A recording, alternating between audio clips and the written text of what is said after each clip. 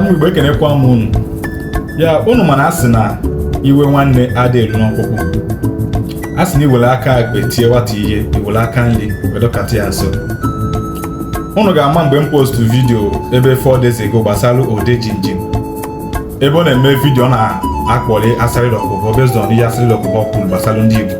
So Odejinjin nọkwa na ya bụ vidio ebe ọ na-akpọli asarịrị ọkụkọ ebe mee mistake. Gịnị bụ mistake nwana o mere? Na ọ na-akpọ the steeti dịcha n'ala Igbo wee bịa omitie imention Ebonyi steeti 2 times. So after committed that mistake, the thing wee bịa cause a lot of go slow na comment section ya na Facebook. Ndị Ebonyi niile wee bịa na-akpọli ya na-ajụ ya ma ọ pụtara na Ebonyi steeti esos na ala Igbo. So after so many dragging from ndị Ebonyi steeti, ọ pụtara ebe yesterday Odejinjin wepụta wee bịa apologize to ndị Ebonyi steeti wee bịa sị na ọ bụ ọkwara na Ebonyi steeti so na ala Igbo ọ nọ in a hurry reply ya asịrị dọkụbọ so no nchefu ka ya chefu. So geenụ the video gụnụ mgbe ọ na-eme the apology maka ibe na history Igbo odogodi ga-anya dacha na Ebonyi kwudosiri ike n'Igbo nọ iwe okwu m chọrọ ịgwa dọkụbọ dị m n'obi wee were iwe were kwuo okwu. So ụfọdụ were nghọtafie m na ekwesịrị m ịkpọba afa nwetiri ihe akwụkwara ebe eziokwu maka ịma na okwu bụ na ejiri iwe kwu na ọ na-emebi ife. So m were iwe kwuo ya ụfọdụ binizie were iwe ọkacha ndị Ebonyi were iwe na m akpọghị were ibe m nara ya oge ka ihe ọkwara m ndị Ebonyi fa nwakọ na anwa bazi mba ka ofe maka ofe onye nọ n'akụkụ ya na-asị ọ bụ na Ebonyi esozi eziokwu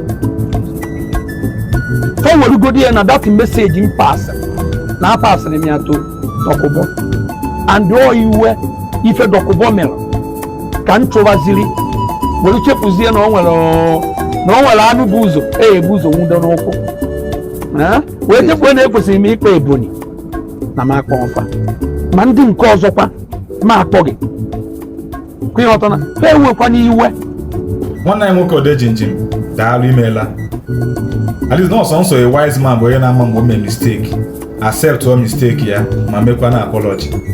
O nwere ndị ọ ga-abụ na afa na aha nke aka na nwere ife na-eme mana ịtara igo dị imego ọfụma banye gwe mpụtakwa mmadụ yes n'ime mistake ebe a bịakwa yọọ mgbaghara.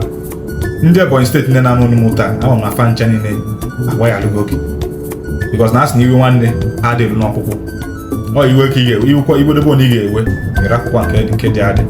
So mana ihe a bụkwa meseji ka ọ bụkwa to ọda ndị Igbo niile ọ bụrụ bụ nwa afọ Igbo na-anụ n'ụmụ taa ọ bụrụ ị na-eso wee na-akọcha anybody ọbụla si any part of Igbo land whatsoever the reason may be wepụ aka enwe n'ofe fọwa aka mmadụ kwụsịrịka omume a na ọdịrọ mma.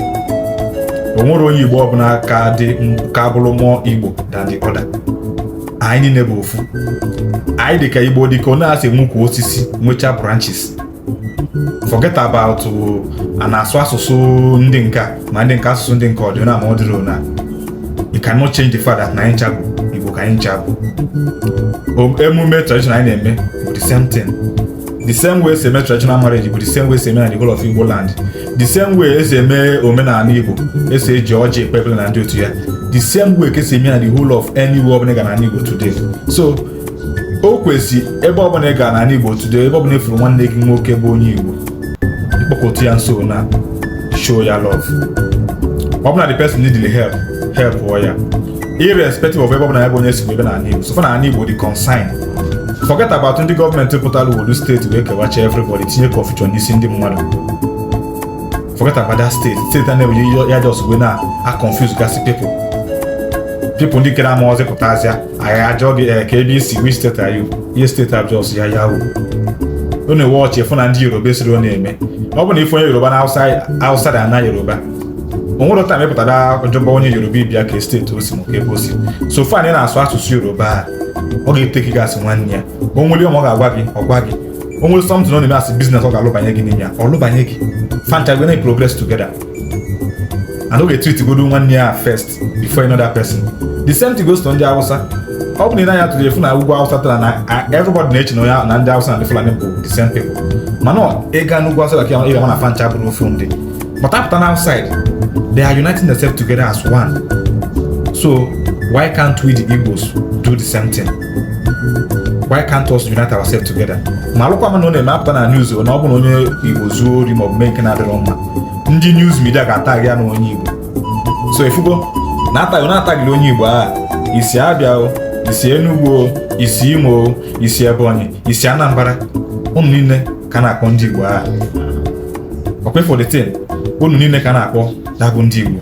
So ona kwesịkwa ịfụ onye ọbụla bụ onye Igbo na-eli ya aka uti ya dobe n'akụkụ gị nọọ nwanne gị ka ọ kwụwọta tinye ya n'ife na-alụ mara amalụ na ọ bụrụ na onwe steeti na-adọrọ mana n'Igbo today na everybody ga-eso wee na-eketara achịcha ma ha. So that is why kwesịrị na-akarị everybody along. Ụmụnne m daalụ m.